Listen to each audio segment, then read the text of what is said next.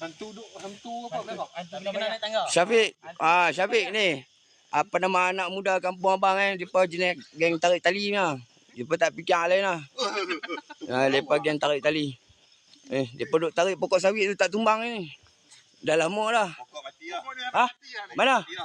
Weh, pokok mati lah. Tu mati weh. Pokok mati. Kalau orang nak kira macam mana? Sudah. Sampai mati pokok orang punya pulun. Padam lah. Kau nak tarik tayar pula. Tarik tayar tak rasa. Kita rumah. 4 orang. Kes tarik. Dia satu tayar berapa orang? Satu tayar berapa orang tarik?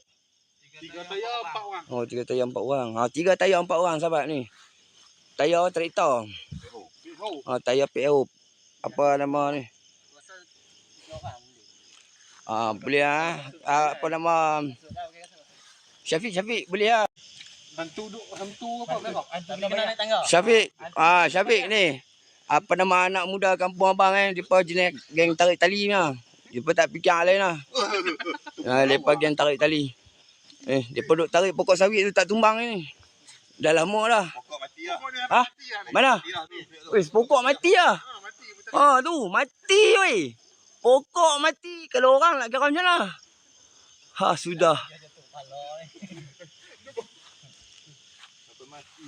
Sampai mati pokok orang punya pulun. Padam lah.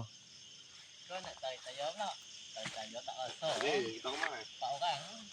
Kes tarik. Dia satu tayar berapa orang? Satu tayar berapa orang tarik?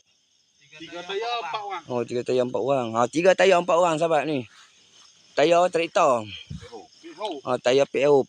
Apa nama ni? Rasa 3 orang boleh. Boleh lah.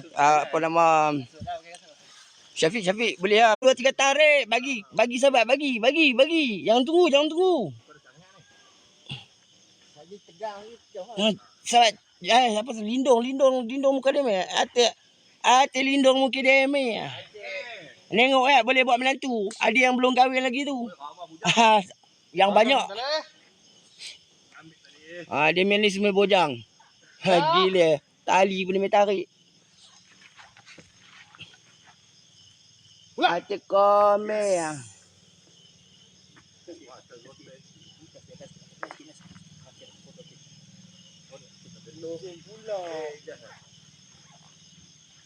Nak duit mana boleh macam ni. Dia tak